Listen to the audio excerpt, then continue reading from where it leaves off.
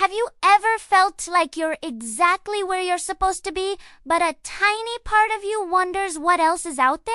Well, today, I want to tell you a story about someone who felt just that. It's the story of a camel named Camel, a magnificent creature born and raised in the heart of the great, shimmering desert.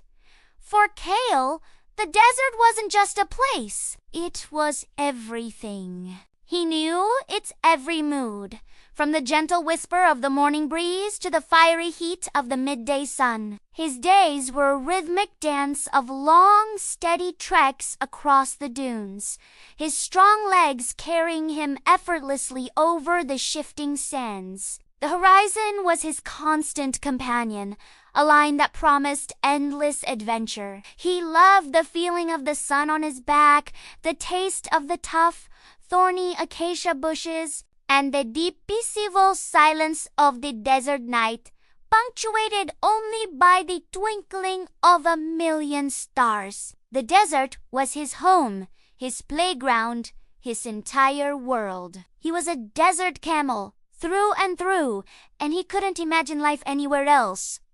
Or so he thought. One day, a bustling caravan passed through Camel's part of the desert. It was a kaleidoscope of colors, sounds, and smells he'd never experienced before. Merchants shouted, bells jingled, and the air was thick with the scent of spices and perfume. They spoke of places beyond the horizon, places Camel had only ever dreamed of. They talked of lush green meadows, of rivers that flowed all year round, and of mountains so tall they touched the clouds. A seed of curiosity, small but persistent, was planted in Camel's heart. He started to wonder, what if there was more to life than sand and sun? What if the world was bigger and more vibrant than his desert home?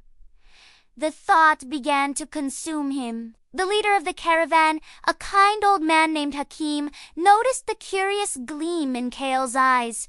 He saw a longing for something more. "You have a spirit of adventure, young one," Hakim said, stroking Camel's long neck.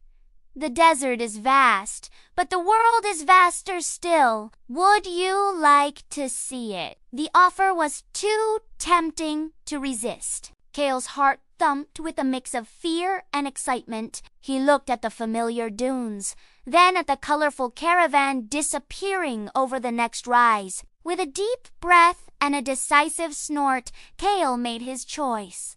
He would leave the desert. He joined the caravan, taking his first steps into a new and unknown world, leaving the golden sands behind him. The journey was a sensory overload for Camel.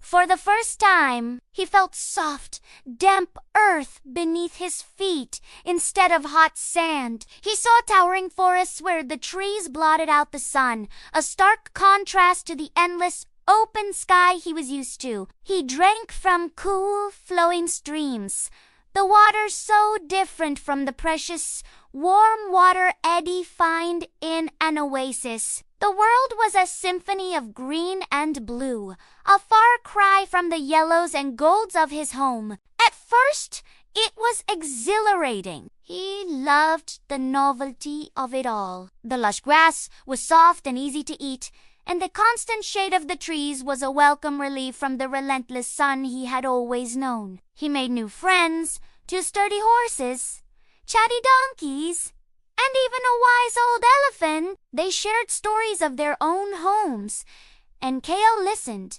Fascinated by their different lives, he thought he had found paradise. But as weeks turned into months, a strange feeling started to creep into Camel's heart. It was a quiet ache, a subtle longing he couldn't quite name. He found the constant dampness of the meadows made his coat feel heavy and matted. The soft ground didn't offer the firm, solid resistance his powerful legs were built for. He missed the satisfying crunch of a thorny desert bush between his teeth. The lush grass, while easy to eat, lacked the hearty substance he craved. He started to feel a little out of place. The other animals were kind, but they didn't understand him. They couldn't comprehend the joy of a long sun-drenched day or the profound peace of a silent, starry desert night. They complained about the heat when the sun finally broke through the clouds, while Kale basked in its warmth,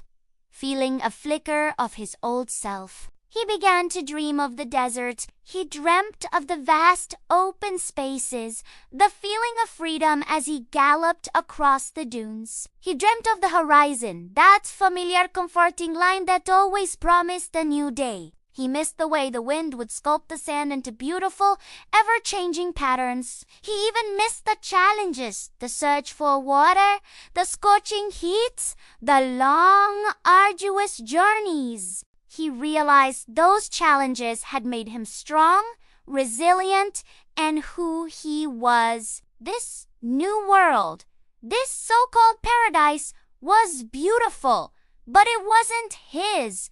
It didn't speak to his soul. The quiet ache in his heart grew louder, and he finally gave it a name: homesickness. He missed the desert. He missed his home. One evening, as he stood gazing at the setting sun, a familiar orange and red glow painted the sky. It reminded him so vividly of a desert sunset that tears welled up in his eyes. He knew what he had to do. He found Hakim and explained his feelings. The old man listened patiently, a knowing smile on his face. "I understand," Hakim said gently. "The world is full of wonders, but there is no place like home. Your heart belongs to the desert, Kale. It's time for you to go back." And so, with a heart full of gratitude for the adventure, but overflowing with love for his home, Kale began his long journey back. He traveled alone this time, but he wasn't afraid. The memory of the desert was his guide, a beacon pulling him homeward. The moment his feet touched the warm sand at the edge of the desert, a profound sense of relief washed over him. A took a deep, joyful breath filling his lungs with the dry, clean air. This was it. This was where he belonged. The sun felt like a warm embrace. The vast emptiness felt like freedom, and the silence felt like peace. He galloped across the dunes, his heart soaring with every powerful stride. He had seen the world, and it was beautiful, but the desert was his soulmate. He had needed to leave to truly understand how much he loved it. Kale realized that home isn't just a place you're from. It's a part of who you are. It's the place where your heart feels truly, completely, and utterly at peace. And for Kyle, the camel who had seen the world, there was no greater peace than the golden silence of his desert home. Kale's story is a beautiful reminder for all of us, isn't it? Sometimes we need to explore, to wander, to see what else is out there,